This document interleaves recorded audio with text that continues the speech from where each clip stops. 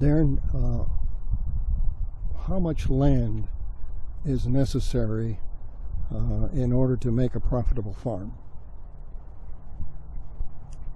So Lynn, you asked me how much land is necessary to make a profitable farm. That is very conditional. So right here where I'm at and growing in the foothills of California at 2,300 foot elevation, we are utilizing probably 7 or 8 acres, and I'm making a living from it. I don't think I would want less than that in this area. It's possible I could make a very meager living from it. But if I was to be in another location where I had flat, fertile land, I might be able to make a living on 2, 3, or 4 or 5 acres, less land.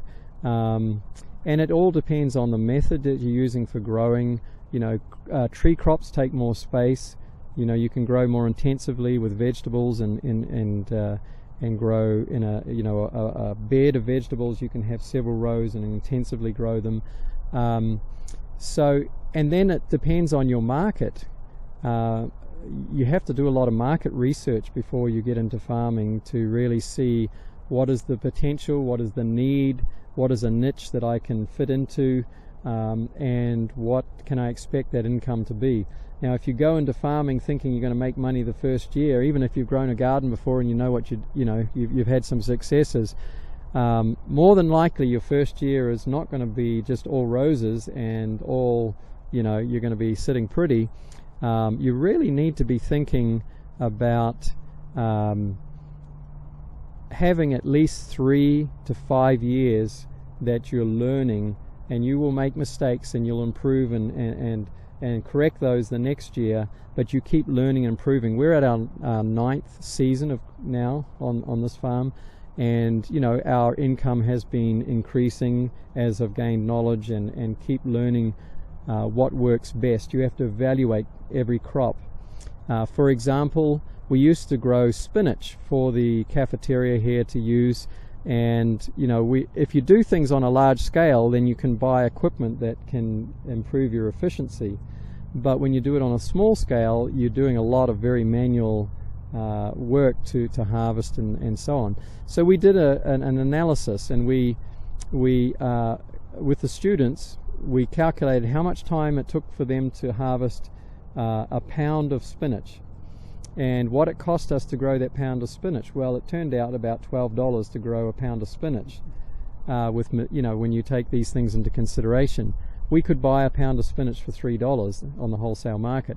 So did it make sense for us to grow spinach? No.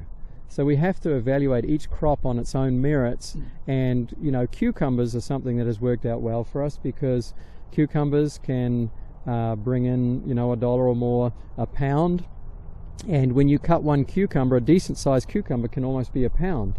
So every cut as you're harvesting is $1, and you can harvest it and send that off. So cucumbers are one of our more profitable crops, and so each crop you have to evaluate it, and you don't learn how to evaluate it correctly until you've had a few years of experience, and then you realize, okay, this is working well for me, but these others are not really covering my expenses and what I expect to earn per hour for all the time that I put into it.